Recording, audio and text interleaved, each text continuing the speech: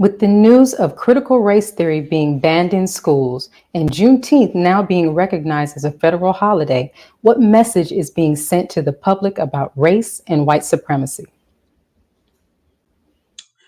White people and conservative forces in this country for a very long time, really since the 90s, they've been forming their own coalitions to reform public education and the type of message that they want to instill on the minds of children. Not just do black and brown children suffer, but also white children suffer, because here we have the reinforcement of white supremacy in the school system. If there's going to be any kind of resolve in this country when it comes down to racism, white supremacy, white people themselves have to confront their own racism and white supremacy. Here with us to discuss this topic and give us an update on critical race theory is Vernon Muhammad. Greetings, sir. Greetings, dear sister. Yes, sir. Governor Ron Desantis recently added fuel to the discussion about the banned critical race theory curriculum. He equated the teaching of CRT with the teaching of students to attack police officers. Is DeSantis's political rhetoric a dog whistle tactic to support the whitewashing of the school curriculum? Absolutely. And there, where you're dealing with, see, I'm actually thankful for that type of exaggerated discourse by Ron DeSantis, because we have to reflect ourselves when we're exaggerating historical facts to prove what we argue in terms of Black history and our own condition in America and what we experience in the course of world history. We can't deal with exaggeration. Ron DeSantis is absolutely dealing with exaggeration, and exaggeration is a lie. And there are no teachers in classrooms right now teaching that students should, or when they get older, they should attack police officers when they get pulled over. No, this has nothing to do with theory. This is fact. Critical race theory has to do with a movement that began in the 1970s by Black legal scholars that analyzed how the law system, the criminal justice system, how they've really played against Black and brown people in this country, how we've experienced racism as a result of the way that things are set up.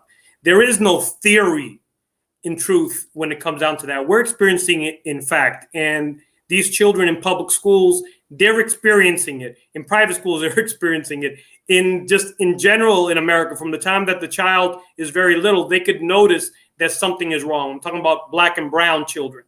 And so to just try to take away the whole discourse that racism exists in pretty much every aspect of life, including in the system of policing and a system of law, that's like really lying to the children.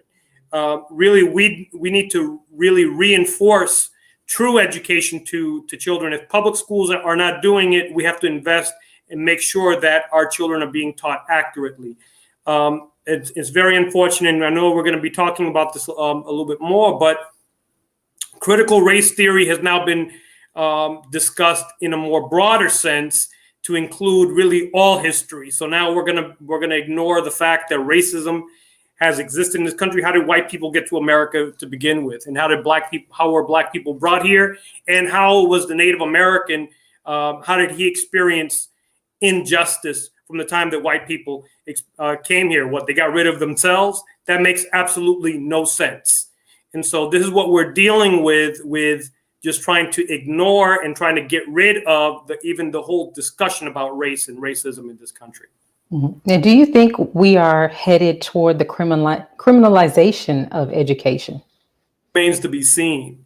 I myself, as a public school educator and generally as an educator myself, I'm not going to sugarcoat anything in the classroom. And I'm going to continue to teach the way that I am. And I know other educators are going to be doing the same thing, conscientious educators that care about the minds and the development of these children. We can't lie to them. We have to prepare them for what they're going to be dealing with in the world. And we also have to prepare them for establishing something new for ourselves in our communities, and create something of substance where we could feed off of the land, develop our own hospitals, develop our own businesses for the benefit of our people. That's the true civics education that we should be moving towards. Right. What types of educational and, I guess, historical information is being excluded from school curriculums as we speak? This is part, Rosalind, this is part of a nationwide movement where you find, as I said before, conservative forces have banded up together, and now they're trying to get rid of the discussion of the transatlantic slave trade in textbooks. Florida and Texas are big when it comes down to the development of textbooks, and we found that in many textbooks in Florida and Texas, they've gotten rid of even the discussion of the transatlantic slave trade in the classroom. They've changed up the terminology to something like the triangular trade, and then all of a sudden Black people just showed up and they came here to help white people. That is completely inaccurate history. That ignores the fact of the kind of abuse and torture and disrespect culturally as well as physically that we have experienced here in this country, how Latinos also have come to this country and have experienced the racism that they have experienced, ignoring the fact that America colonized the area that we know today as California, New Mexico, and Texas, and it just ignores the fact of the hand that they played in the injustice in acquiring all that territory. These are just some of the things that are removed from the curriculum.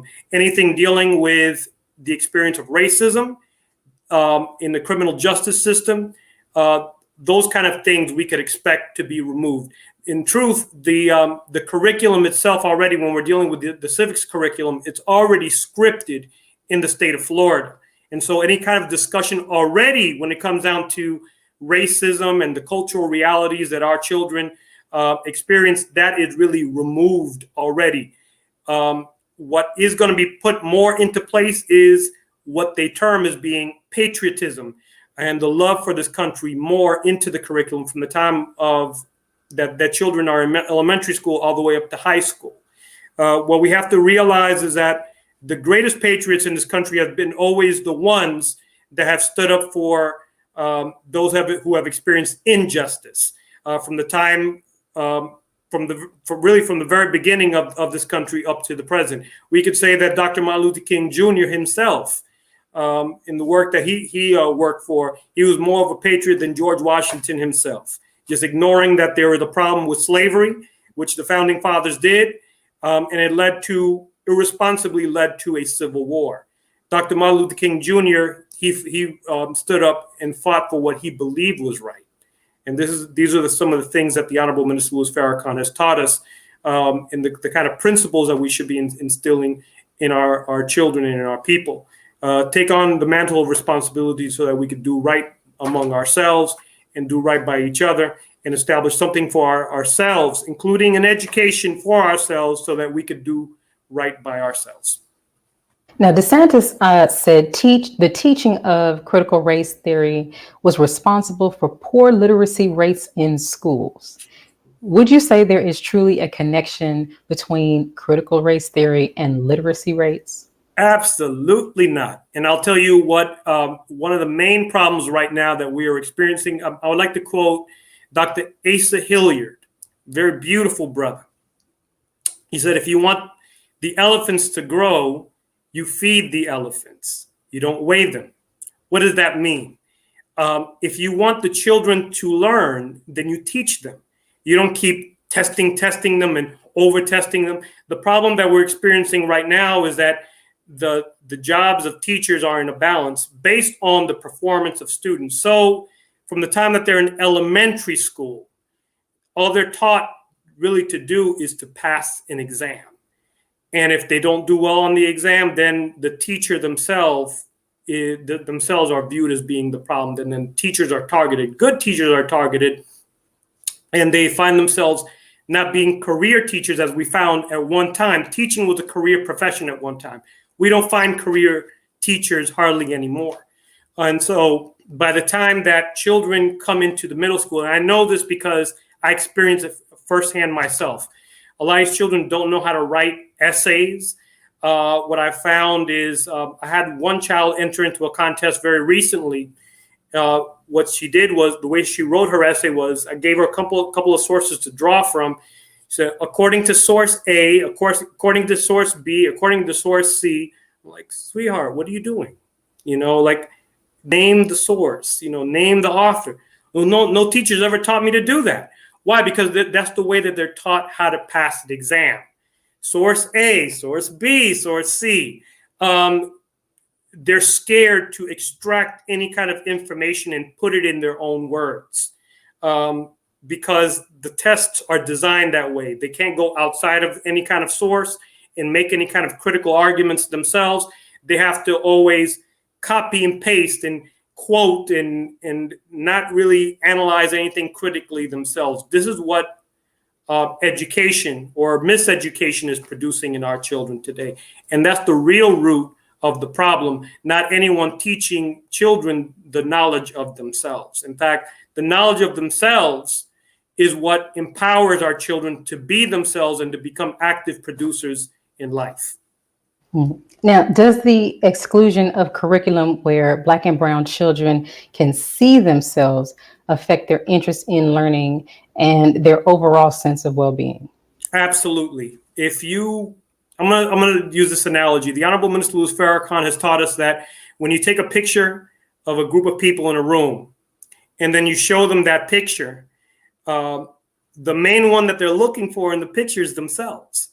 And so when we're dealing with any kind of curriculum, we have to style it in a way and form that all of the children in a room, in a classroom, could see themselves. That's how I teach. And I pattern my way of teaching from some of the best teachers that I've encountered, including the Honorable Minister Louis Farrakhan. There's others like Shika Akua, Dr. Asa Hilliard, as I mentioned him earlier, Dr. Anthony Browder. They always focus on what needs to be taught according to the cultural reality of children. When you're dealing with ancient history, when you're dealing with Imhotep, who was a multi-genius. Our children are multi-geniuses.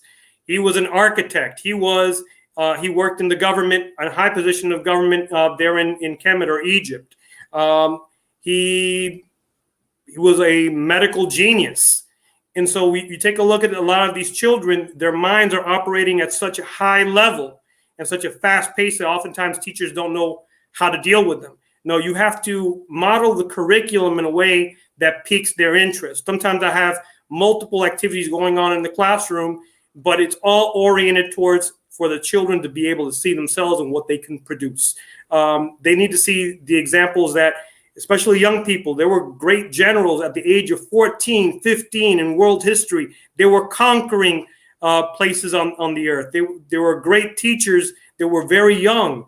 They need to see themselves in that same way, in that same light. And so we as educators, that's the kind of light that we need to produce in our children.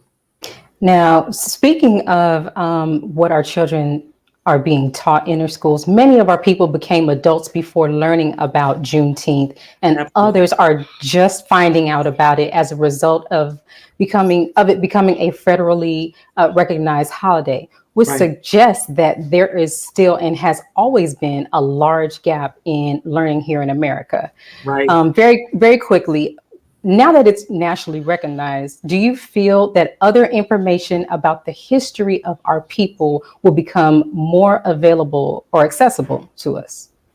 I would say no. As we see these attacks from Ron DeSantis, that's a good name for him, Ron DeSantis. We could see the attack on particularly Black education already, as the way things are when you're dealing with homeschooling. Children are now receiving hardly anything when it deals with the study of Black history or Latino history or Native American history. Those things are not being prioritized, and we can see that the attack on education on that level is going to increase.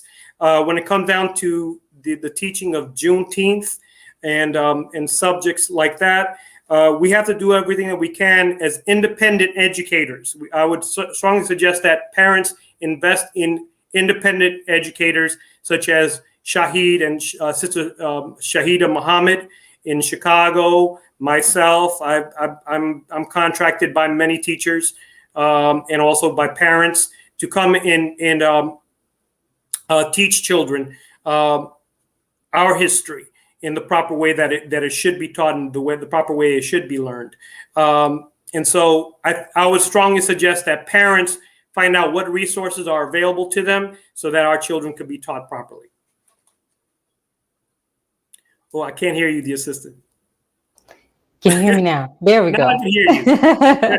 Thank you so much for your insight on this topic. And I look forward to speaking more with you about this next week. Yes, ma'am. Looking forward to it. Yes, sir.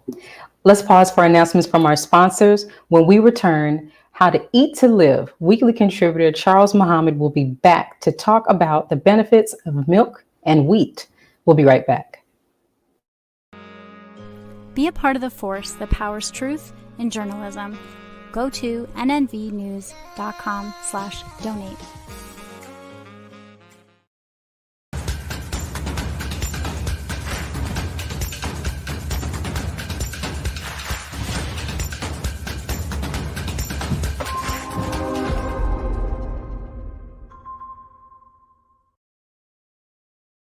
Worldwide, 24 hours a day, 7 days a week. Download the Final Call Radio app and take us everywhere. On your phone, on your computer, on your tablet, on Instagram, Facebook, and Twitter. You can also log on to finalcall.com and click the Listen Live button, or finalcallradio.com. Final Call Radio, the official voice of the Honorable Minister Louis Farrakhan and the Nation of Islam. Please share your thoughts with us in the comment section below. Follow us on social media at NNV News, and please subscribe to our YouTube channel at National Network View. I am Anissa Muhammad with nnvnews.com.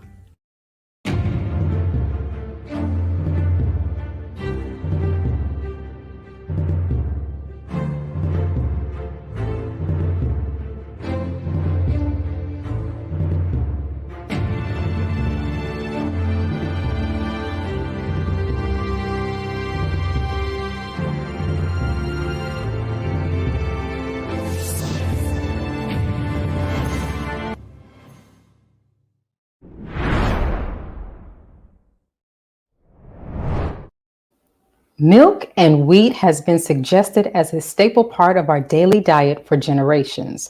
However, in recent years, due to diet fads and pseudoscience, the consumption of whole milk and wheat has been on the steady decline. Why do humans drink so much milk?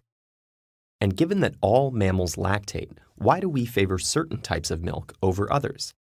Milk is the first thing we drink, and thanks to developments in the production and variety of dairy products, it can take on countless forms for our dietary and sensory well-being. Milk's primary function is as a complete source of nutrition for newborns. In fact, since it has all of the vital nutrients for development and growth, proteins, carbohydrates, fats, vitamins and minerals, and water, milk is the only thing a baby even needs to ingest for the first 6 months of life. The unique makeup of milk can vary depending on factors like species, diet, and location. Joining us to discuss this in depth is Charles Muhammad. Greetings, sir. Greetings. Thanks for having me. Yes, sir. Thanks for joining us. What other foods besides the navy bean are necessary to have in our diets? Well, obviously, the intro also alluded to the same fact that wheat and bread are also essential for good health. Now, in How to Eat to Live, Book 2, the Honorable Elijah Muhammad said on page 179, he says, Almighty God, the best knower and wisest of them all, did not teach me to eat a great variety of foods. Just simple common foods is what he dwelt upon. And finally, he said to me, bread and milk was enough and that it was the best of foods. So here we are taught that the best of foods are bread and milk. And inside our culture or our cultural experience in America, religious culture, the Lord's Prayer, you're asking for our daily bread. And in the Bible, Jesus says, I am the bread of life. So these are prophetic foods that have a correlation to goodness and righteousness and good for the body. And throughout the Bible, at least 21 times, the promised land is called the land of milk and honey. And then Jesus is called the good shepherd. Now, shepherds, they not only lead their flock to pastures of greenery, like the goats and the sheep and the cows, but the shepherd or the herder can also call upon its flock to reciprocate, to get milk from the cow, milk from the goat, and to share the sheep for its wool. So it is a reciprocity relationship. So milk has always been in high regard, as long as wheat in the diet. This is a touchy subject for some. What would you say to those who suffer from lactose intolerance? Well, I kind of missed something in the beginning. You know, the pasteurization and homogenization process of milk destroys what those nutrients and those minerals and other components of milk are destroyed through the homogenization pasteurization process in milk. So it caused a adverse effect to many of us. And then along with bread is supposed to go through a certain process. So the bread industry wants to get it to the shelf fast and keep it on the shelf. So the shelf life turns into shelf death. But when it comes to milk, okay, milk is better for you when it is fermented. All right. If you can't take the liquid form, the pure milk, when it ferments, it is better for you and for your heart and your overall health. Now, that book, Eat Wheat, I have that book. I took many notes. You know, a lot of things I say is not just what we feel or what the Vernon Muhammad said. We supplement this information with what the scientists are saying today. So you can bring wheat and dairy back into your diet. And in that book, it says that if you have an aversion to milk, you can bring it back by eating soft cheeses, yogurt, creams, because in the process of fermentation, the lactase, which is the enzyme in the milk, eats up all the lactose, right? And so when you're making milk, they churn it. You know, you've probably seen on a farm someone churning milk into butter. They separate the fat from the liquid, and the liquid is where all of the lactose is contained. So the rest is the fats of the milk, and that has virtually almost no lactose in it. So you can't run that bias that I'm lactose intolerant and you can't take yogurt and cheese. So it is better to approach dairy products when they're fermented. To those who suffer from a gluten intolerance from wheat products? Well, I pay attention to a lot of pop culture sometimes. And when I was a young boy, I saw this movie called Witness, right? And that's what Harrison Ford and Danny Glover is also in it. It's one of the few times he played the bad guy. But in this movie, Harrison Ford's character had to go to an Amish country, a community, pardon me, where they had a natural farm. And on this farm, they had a silo. Now, I'm bringing all this up to say that wheat, when you harvest it, you can't just rush it to the plate or to make it into its wheat products. You have to let it sit. Now, Dr. Ridgely, who was basically our national farmer, his wife wrote a paper and he posted it on Facebook. And luckily I caught it, that wheat is supposed to sit for 8 to 12 weeks before you mill it down, because it begins to denature. And the proteins, especially gluten, that we have an aversion to, some of us, begins to weaken, and so it won't harm you as much. So that's why the silo is very important. That's where they stored wheat. You know, and that, when that was the first time I ever seen a silo with a lot of wheat, because they killed one of the bad guys in the silo. They let the wheat just fall on top of them and it suffocated them.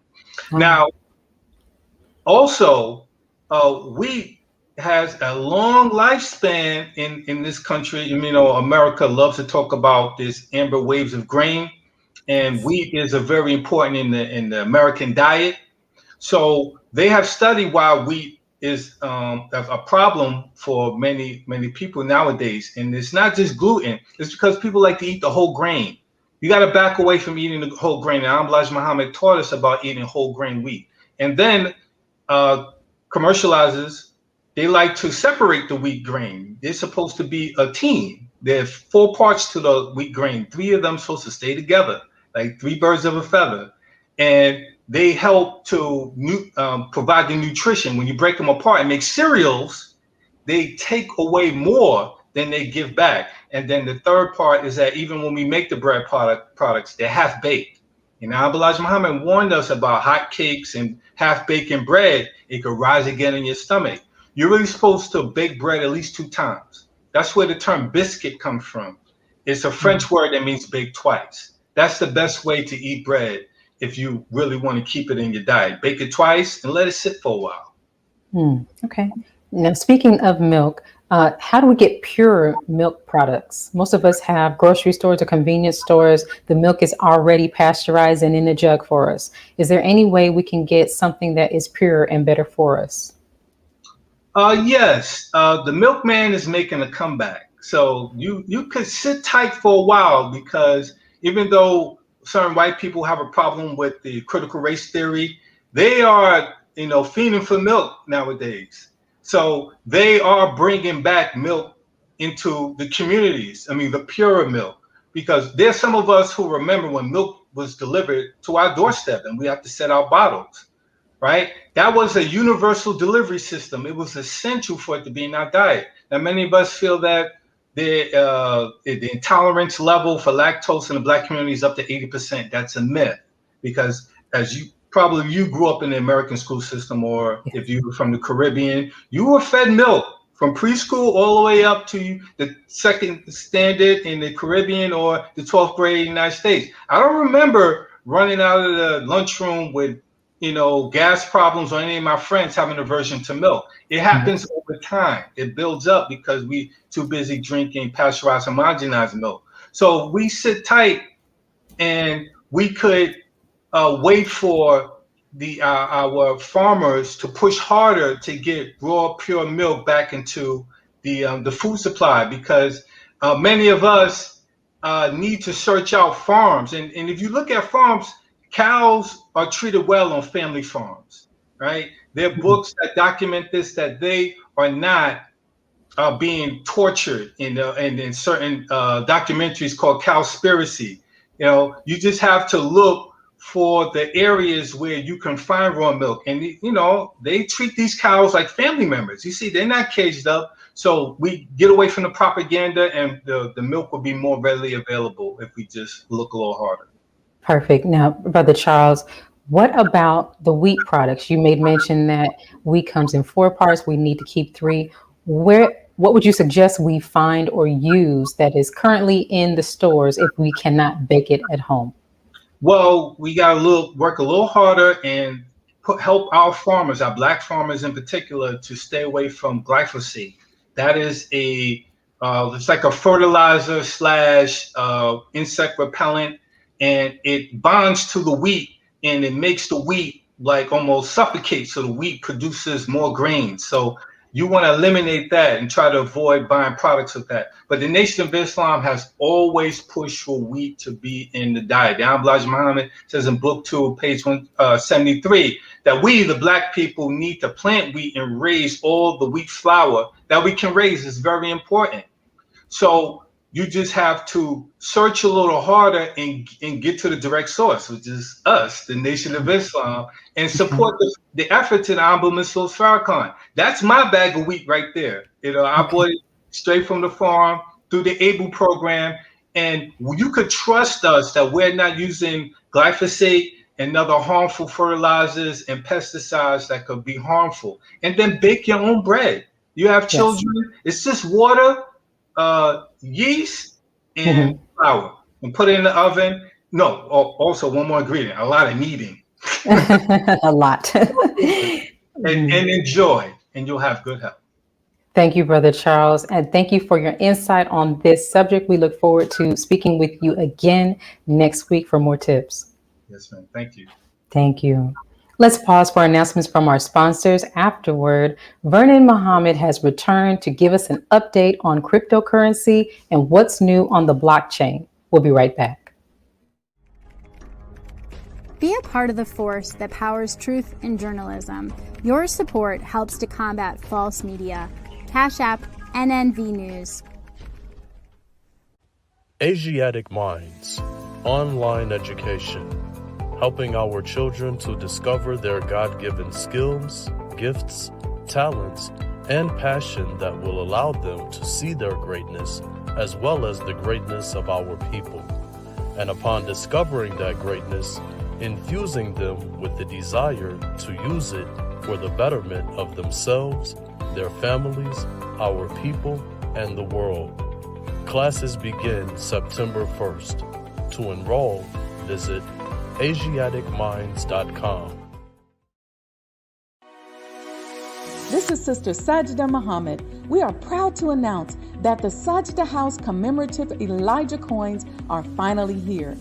This priceless heirloom, made from recycled copper from the messenger's home, is now available at sajdahouse.com.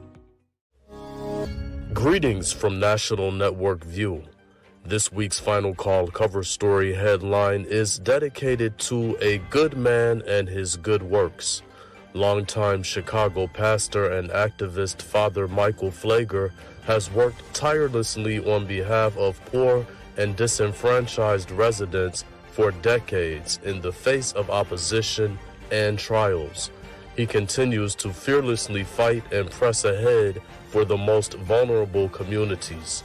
This FCN volume number 37 edition middle page article is a message by the Honorable Minister Louis Farrakhan entitled, "We Must Depend on Allah and Ourselves."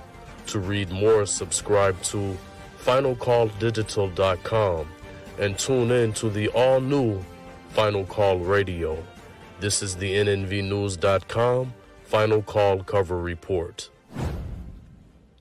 Please make sure you leave your comments and questions in the comment section below.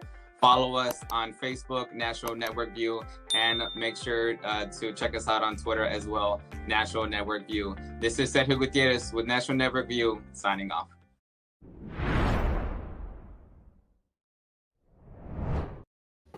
As price fluctuations continue in the markets, it is more critical now than ever to identify what's new on the blockchain, cryptocurrency, and financial investments. Joining us with more on this is Vernon Muhammad. Greetings, sir.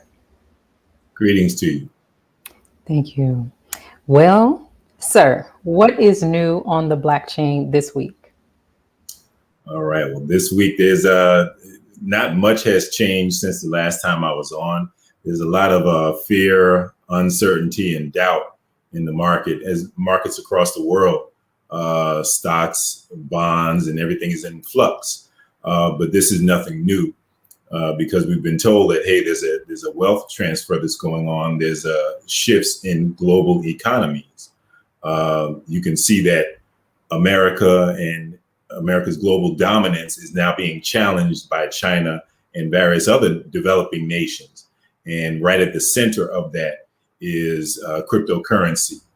You may initially look and see that, oh, there's price fluctuations, as you were saying, with Bitcoin or Ethereum. And you may even hear or may have heard about Mark Cuban in a recent issue with the Titan coin, where here a billionaire, somebody who's supposed to know about money, lost quite a deal of money with this particular cryptocurrency. But the best thing to do is take the time to learn how money moves, learn about the velocity of money, learn about how markets shift and what happens when money is sucked from a market all of a sudden, how common that is, and what to do to avoid getting caught up in a situation like that. Now, there is a lot of FUD, which is fear, uncertainty, and doubt about cryptocurrency lately. What should we pay attention to and what should we ignore? Right. That is exactly where we need to put it. There's something called speculation, okay, and in just about any market. And again, I'm not a financial advisor or anything like that, but whether you talk about real estate, whether you talk about stocks, cryptocurrencies, whatever, they're speculative. People have adopted the term, oh, it's volatile. Yes, it changes. Things go up, things go down. And when you put the focus on speculation, you're pretty much gambling.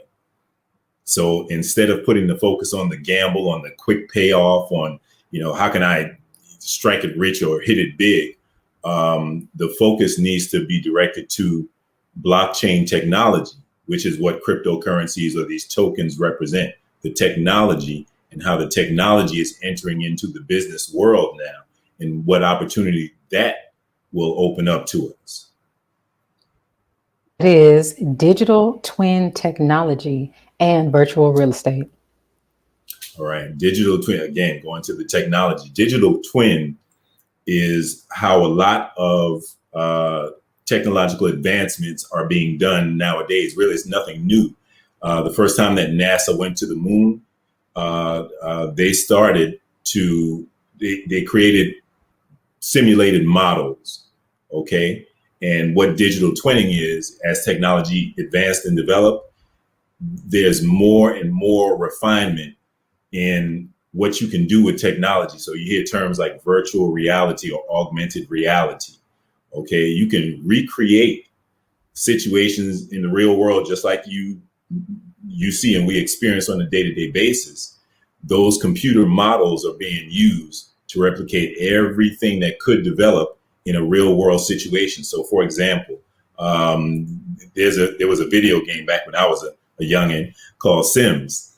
And nowadays, the children are playing with Minecraft and things like that, but you can create whole virtual world. You can decide where this building goes and what the transportation system in this part of town is and who makes up the population and all the things that go into urban planning, for example. That would be considered a digital twin, because just like you have the city that you may reside in, you can create a total replica down to the smallest detail. And whenever they want to develop or whenever they want to advance technology, they use these digital twins to present models for how it could go, what could go wrong, what would need to be fixed, what would need to be accounted for, so that when they finally get to the real world development of this technology or manifestation of this technology, all the bugs and all the what ifs have been worked out. So digital twinning is what that's called, and why that's so significant with the blockchain. As I said last time I was on, we were talking about tokenization of real estate. Okay, real estate, real houses, property, buildings, things that people invest in the real world, that's being digitized now. So almost like the game Sims, there are multiple versions of these digital twins, virtual worlds that are coming into existence, and real money in the form of cryptocurrency is being poured into these as a way to advance technology and the use of technology to solve business problems in the real world. Okay. Now, financial institutions and big time investors are still acquiring crypto and are still seeing its potential as an asset. What do you think that means for the average person? Again, that it means that financial education and financial literacy is important. That's where we need to put our focus. With that fear, uncertainty, and doubt, the herd mentality would stay away from or would avoid something that could potentially be good, or that herd mentality could cause a lot of people to rush into something that people with a little bit more wisdom and know-how say, okay, I'll take my time with this. But if you listen to a lot of the news stories, a lot of the information that is on the surface that people are paying attention to now, one thing that you'll see, the financial institutions, they're steadily acquiring more cryptocurrency. You heard Elon Musk a few weeks ago or about a month ago. At one point, he put $1.5 billion into Bitcoin. Then a couple of weeks later, he said, you can. He offered the possibility of purchasing Tesla and Tesla services with Bitcoin. Then a couple of weeks later, he said, we're not going to do that. And now the tune has changed again to where, okay, if we transform Bitcoin mining and make it more environmentally friendly, well, will accept Bitcoin again, but he never sold his Bitcoin. He never gave up Bitcoin. So people who are in the know, these institutions and big time investors, they know that there's something of value there that they should keep on acquiring, keep on accumulating. And the average person should also take note of that and just take the time to learn so that when it's time to make a move, we know how to make an informed move as opposed to just throwing caution to the wind. Now, historically, there is obviously still to this day a huge wealth gap between Black people and others. With all of this new information coming out about cryptocurrency, many of us do not know where to start and at what age to start teaching our children about cryptocurrency. You, sir, offer a class or a seminar about cryptocurrency. Can you talk to us a little bit more about that and when it is? Absolutely. There's lots of information out there that people can learn. I like the fact that you brought up about teaching the children. I mentioned the games before because this whole blockchain industry represents a new field that we have an opportunity to step into, just like the telecommunications industry, just like when the internet became big. We had the opportunity to move from just being consumers to actually being involved in it. But, you know, we got caught up on TikTok and, ooh, look, I can tweet. But now what the blockchain technology represents is just like with this gaming and virtual real estate. Imagine if we introduce our children who are playing Minecraft to the fact that, oh, they can be the developers of these new worlds, these new lands, these new applications of technology. They can design whole transportation cities, transportation systems, and be a part of urban planning as a game. But the fact that that game is actually having real money poured into it. I just read an article about the largest virtual real estate purchase. Now, this is a game, right? Some real estate developing company put almost $1 million into purchasing one real estate plot in a game. There's money that's pouring into this particular sector on the regular. And if we learn how the technology can be used and how it will be used, what it's leading up to, then exposing our children to it gives them a whole new take on education, on empowerment, on closing that wealth gap, and on putting ourselves in a position of power, as opposed to just being on the sidelines as consumers. So to get more information about that, you can also go to goldmasterplan.info, and you find out what's coming up for the week. Thank you. Thank you again for giving us some insight on what is happening with the blockchain. I look forward to hearing more about this again next week. Thank you so much. Thank you. Yes, sir. Thank you for joining us today and tuning into National Network View News. Please share your thoughts with us in the comment section below. Follow us on social media at NNV News, and please subscribe to our YouTube channel, NNV News. This is Rosalind Parks with National Network View News. Good night. Be a part of the force that powers truth in journalism. Go to nnvnews.com/donate.